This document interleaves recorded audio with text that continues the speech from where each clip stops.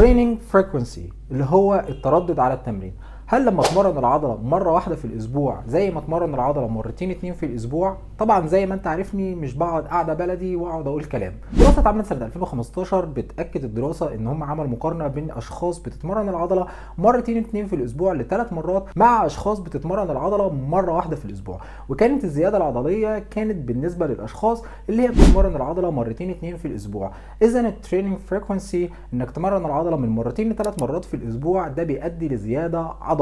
اثبتت النتائج ان الزياده العضليه كانت بنسبه 6.8 مقارنه بالاشخاص اللي بتتمرن العضله مره واحده في الاسبوع بنسبه 3.7. هل ده معناه ان احنا نتمرن العضله 3 مرات في الاسبوع؟ عايز اقول لك ان more isn't always better، يعني انك لما تتمرن الحاجه مرتين اتنين او 3-4 مرات في الاسبوع ده هيعمل العكس بتاعها تماما. في دراسه سنه 2018 كانت الدراسه بين مجموعتين بيتمرنوا العضله مرتين ل3 مرات في الاسبوع واشخاص بيتمرنوا العضله من 3 ل4 مرات في الاسبوع.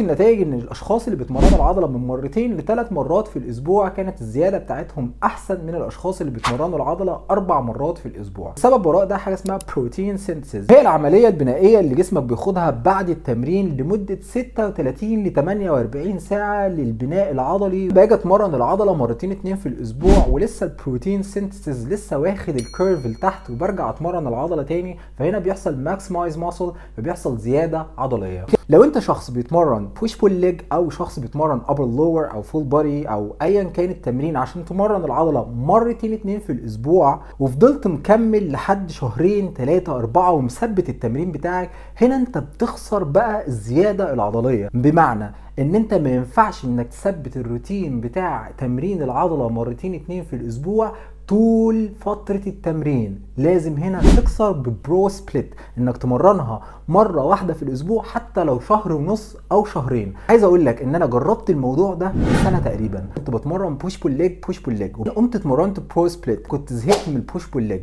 فكنت بتمرن عليه حوالي 4 شهور او 5 شهور، ولما عملت سويتش للبرو سبليت ان اتمرن العضله مره واحده في الاسبوع حصل زياده رهيبه زي اللي قدامك في الصوره دي. كان توقيت ان انا بتمرن برو سبليت بعدها باسبوعين، والصوره دي وانا بتمرن بوش بول ليج، فهنا كانت الزياده غريبه شويه. اصلا اتعملت سنه 2018 تاكد الدراسه ان الاشخاص اللي كانوا بيتمرنوا العضله مرتين اتنين في الاسبوع لمده 4 شهور وبعدين عملوا سويتش لبرو سبليت ان هم يتمرنوا العضله مره واحده في الاسبوع كانت الزياده العضليه بتاعتهم اكتر من الاشخاص اللي فضلوا مكملين ان هم يتمرنوا العضله مرتين اتنين في الاسبوع حتى لو غيروا فكره التمرين من ابر لور او فول بودي الى بوش بول ليج. فهمت الفكره؟ فهنا معناه ان انت ما ينفعش تستمر انك تمرن العضله مرتين اتنين في الاسبوع فتره كبيره، لازم تفصل بتمرين العضله مره واحده في الاسبوع. زي ما الدراسه هنا بتاكد الموضوع ده.